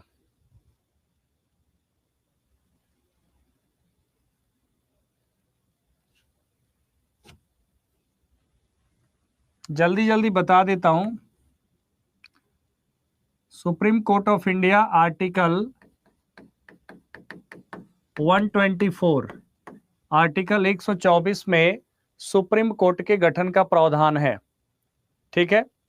आप लोग लिखिए ना, सारा काम हम ही कर दे क्या? कौन कह रहा है पॉलिटी नहीं है सिलेबस में? जनरल नॉलेज है ना, तो जनरल नॉलेज क्या होता है? देश का संविधान जनरल नॉलेज का इंपॉर्टेंट पार्ट होता है। As a citizen of this country, ऐसे ऐसे लोग हैं पता नहीं कौन सी दुनिया में रहते हैं, जो उनको नहीं आता वो कहते हैं एग्जाम में नहीं आता है, क्योंकि हमें नहीं आता। और एस्टेट का पेपर आप दिए थे तो 5 क्वेश्चन पॉलिटी का ही आया था।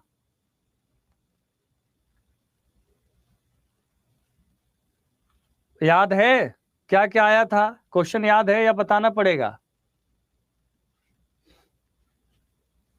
यहां देखिए, वर्ल्ड बैंक का इस्टेब्लिशमेंट कब हुआ था? 1945 में।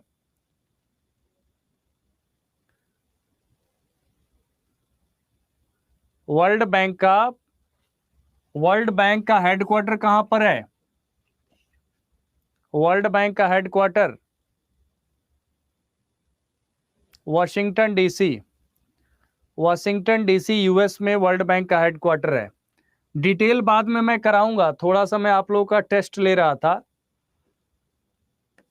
ये वित्त मंत्रालय का सबसे बड़ा अधिकारी होता है फाइनेंस सेक्रेटरी, ठीक है। देश का बजट वित्त मंत्रालय बनाता है और 1 रुपए के नोट पर फाइनेंस सेक्रेटरी का सिग्नेचर होता है। 1 रुपए के नोट पे किसका सिग्नेचर होता है? फाइनेंस सेक्रेटरी का, वित्त सचिव का। बाकी सभी नोट पे किसका होता है? रिजर्व बैंक के गवर्नर का। CEO of NITI Aayog. नीति आयोग का गठन कब हुआ था? 1 जनवरी 2015। नीति आयोग का गठन कब हुआ था? 1 जनवरी 2015 को प्लानिंग कमीशन ऑफ इंडिया को रिप्लेस किया था। किसको रिप्लेस किया था? प्लानिंग कमीशन ऑफ इंडिया को। प्लानिंग कमीशन ऑफ इंडिया, ठीक है, योजना आयोग को। जिसका चेयरमैन भारत के प्रधानमंत्री खुद होते हैं। यहां पर सीईओ लिखा गया बीवीआर सुब्रमण्यम। अगर आपसे पूछा जाए चेयरमैन तो prime minister. Reserve bank of India का एस्टेब्लिशमेंट कब हुआ था? आरबीआई का एस्टेब्लिशमेंट, सुमन बेरी वाइस चेयरमैन है इसके, नीति आयोग के। आपसे पूछा जाए आरबीआई का एस्टेब्लिशमेंट तो आंसर क्या होगा? 1 अप्रैल 1935, 1 अप्रैल 1935, 1 अप्रैल 1935 को। ठीक है। अटॉर्नी जनरल का क्या प्रावधान है? भारत के सबसे बड़े लीगल ऑफिसर होते हैं, इनको आप कह सकते हैं first legal officer of India, first legal officer of India. Attorney general का प्रावधान किस में है? आर्टिकल 76 में। आर्टिकल 76। कौन अपॉइंट करता है? प्रेसिडेंट। नियुक्त कौन करता है इनको? प्रेसिडेंट नियुक्त करते हैं। दूसरा सबसे बड़ा विधि अधिकारी कौन होता है? सॉलिसिटर जनरल, जो तुषार मेहता है। ठीक है, ये तो हो गया आपका फॉरेन अफेयर्स। भारत के फॉरेन सेक्रेटरी अभी वर्तमान में विनय मोहन क्वात्रा है। फॉरेन सेक्रेटरी, विदेश सचिव इंडिया के कौन है? विनय मोहन क्वात्रा है। इसरो का एस्टेब्लिशमेंट कब हुआ था? 15 अगस्त 1969 को। कब हुआ था? 15 अगस्त 1969 को। ठीक है। कहां पर हेडक्वार्टर है इसका?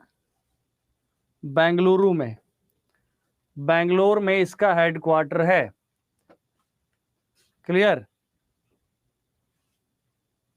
ओके। आप में से मुझे बताइए ईमानदारी से कि यहां पर जो मैंने बात लिखा था, जितना ये बच्चों वाला सवाल लिखा था, ठीक है, ये तो आपको क्लियर था। आप मुझे बताइए कि ये जितनी जानकारी में आपको क्या 70% जानकारी थी पहले से? एक असेसमेंट के लिए पूछ रहा हूं मैं।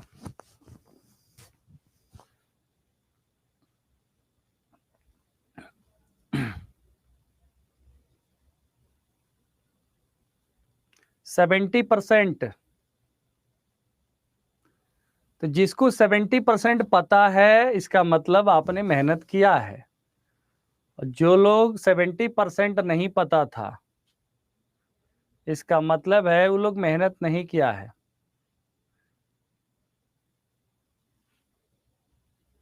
ये इसमें पॉलिटी कहाँ लिखा हुआ है कि ये पॉलिटी का है? इसरो कौन सा पॉलिटी है? वर्ल्ड बैंक कौन सा पॉलिटी है? बताइए। नीति आयोग कौन सा पॉलिटी है? रिजर्व बैंक कौन सा पॉलिटी है? ये सब जनरल अवेयरनेस है। तो आपका जो सिलेबस है, आपका जो सिलेबस है उसमें क्या लिखा हुआ है 40 नंबर में? उसमें स्पेशली लिखा हुआ है सामान्य जागरूकता, जनरल अवेयरनेस लिखा हुआ है।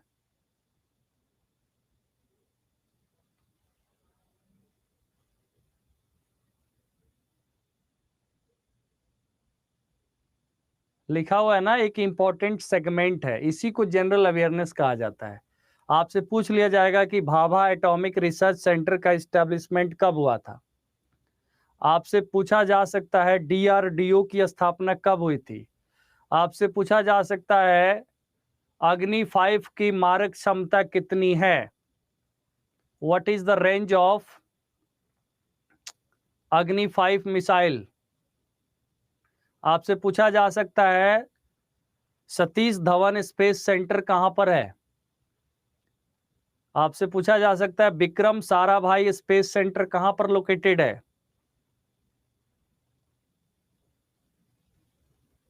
ठीक है, ये जनरल अवेयरनेस होता है। ओके।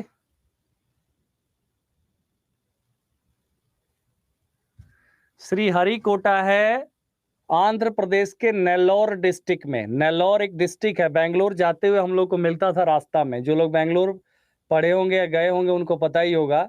नेल्लौर एक डिस्ट्रिक्ट है, अच्छा खासा टाउन है नेल्लौर, बड़ा सा, आंध्र प्रदेश में। वहीं नेल्लौर डिस्ट्रिक्ट में ही वहां से करीब 30 किलोमीटर दूर श्रीहरिकोटा है, नेल्लौर डिस्ट्रिक्ट में। वहीं से इससे पहले जो वाइस प्रेसिडेंट आते थे वेंकैया नायडू जी, उनका गृह जिला वही है, होम टाउन उनका वही है, नेल्लौर। ठीक है। और विक्रम साराभाई स्पेस सेंटर है तिरुवनंतपुरम में। तिरुवनंतपुरम आप जानते हैं केरल की राजधानी है, वहां पे है। दोनों के पिताजी का नाम इसरो है। दोनों के पिताजी का नाम क्या है?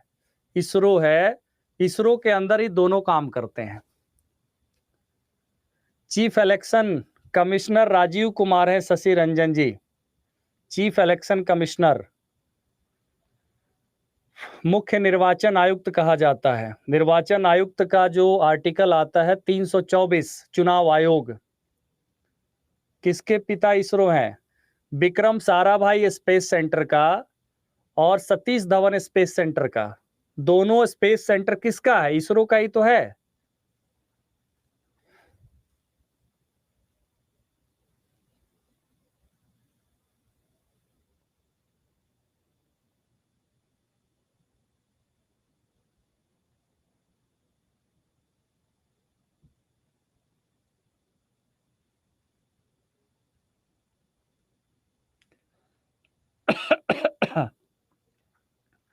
ओके।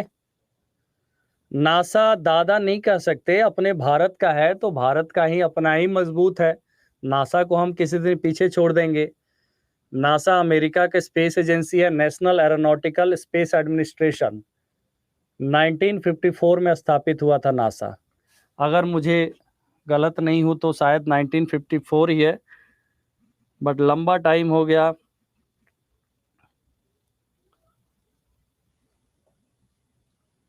NASA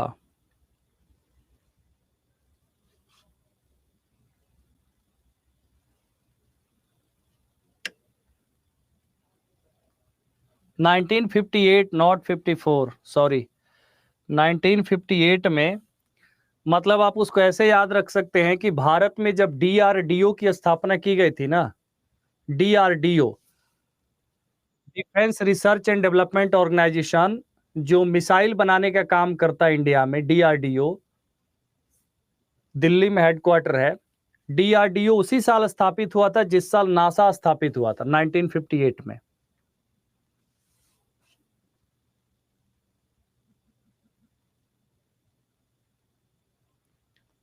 okay. इसका भी पीडीएफ चाहिए क्या? अरे ये तो है, सब लिखा हुआ है।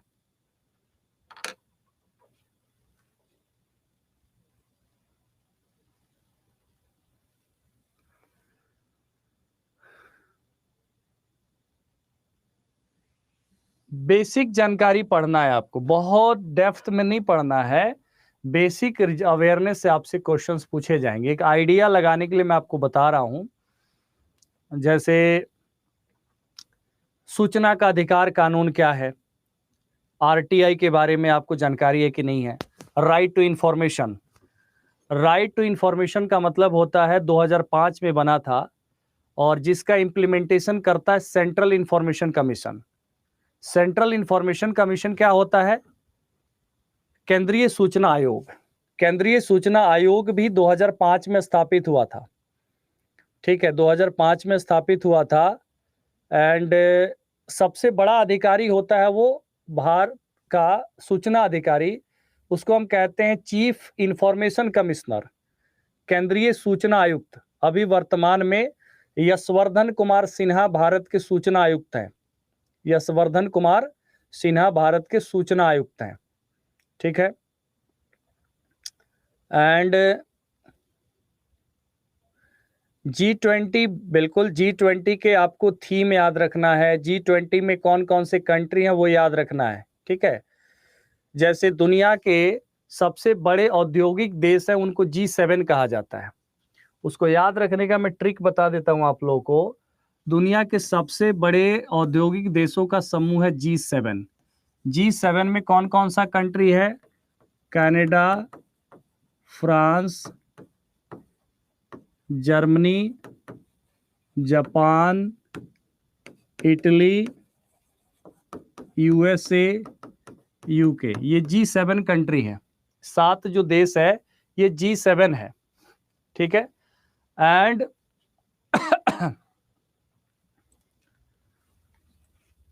और एक समूह है जो डेवलपिंग कंट्रीज का है, उसे ब्रिक्स कहा जाता है।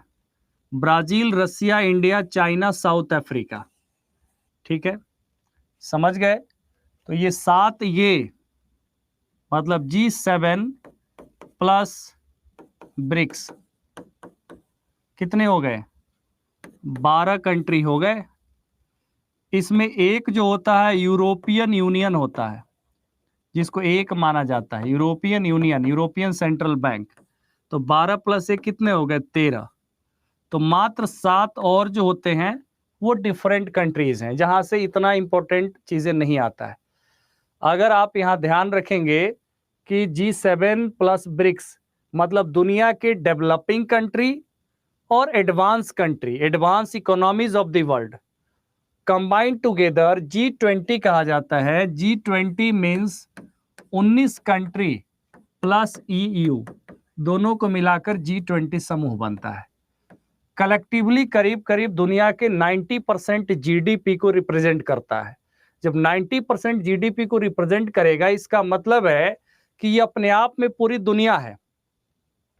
पूरी अपने आप में क्या है? पूरी दुनिया है। इट मीन्स कि अगर ग्लोबल लेवल पर प्रॉस्पेरिटी को इन्हांस करना है, अगर ग्लोबल लेवल पे सस्टेनेबल डेवलपमेंट गोल को अचीव करना है, इसका मतलब है कि G20 की लीडरशिप की रोल बहुत बड़ी होती है। और G20 सम्मेलन जो होता है every year, that play a very very important role, ठीक है। जैसे पिछले बार G20 का सम्मेलन कहां पे हुआ था? इंडोनेशिया में हुआ था, ठीक है। इंडोनेशिया में हुआ था पिछले बार सम्मेलन, और इस बार G20 का सम्मेलन भारत में, ठीक है, जिसका थीम है वसुदैव कुटुंबकम। क्या थीम है? वसुदैव कुटुंबकम, वन वर्ल्ड वन फैमिली, वही वन फैमिली वन प्लानेट, इस तरीके से जो हम कहते हैं पूरा विश्व एक परिवार है, वसुदैव कुटुंबकम G20 का theme, one earth one family, ठीक है। ओके, यहां पर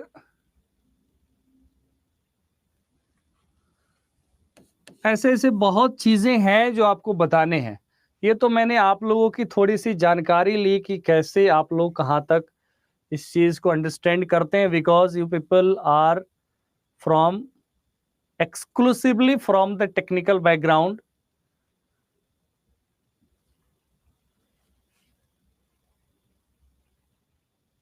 ठीक है, तो बस रहने देते हैं। आज मैं बता दूंगा, इसके लिए एक्स्ट्रा तो यूट्यूब पे भी कराऊंगा ही।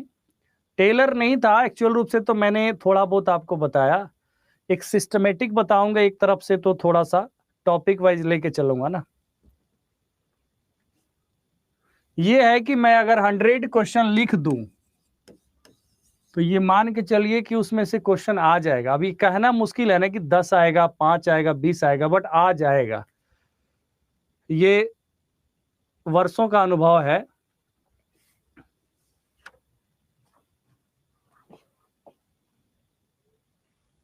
सर लिख ही दो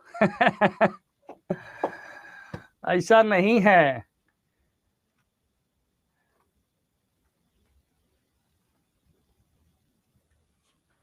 अच्छा, ये वाला PDF चाहिए?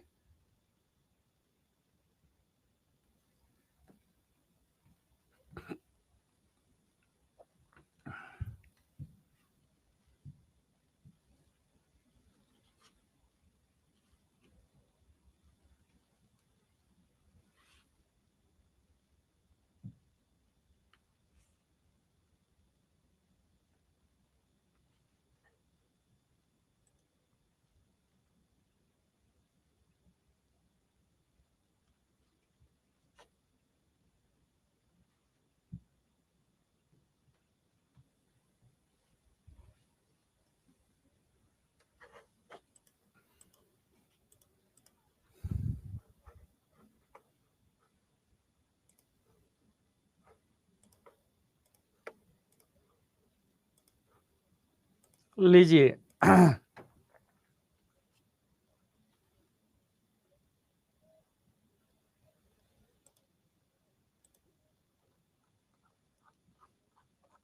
पीडीएफ अपलोड कर दिया।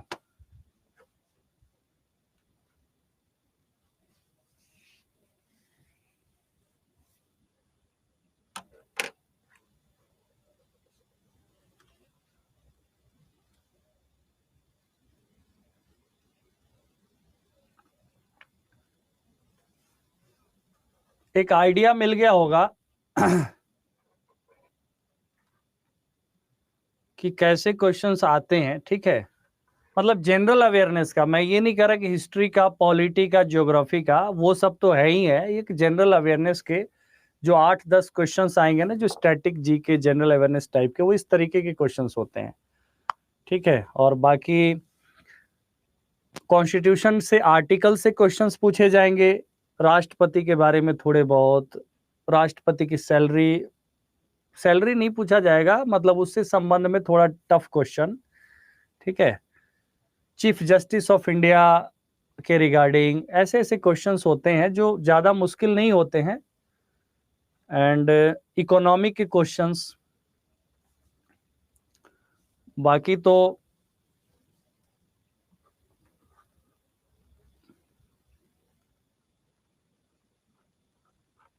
चलिए, तो मैं सेशन क्लोज करता हूं। आप लोग पढ़िए, प्रैक्टिस करिए। मैं अपना काम करके ही विदा करूंगा आप लोगों को, ऐसा नहीं है कि, ऐसा नहीं करूंगा कि छोड़ के करूंगा।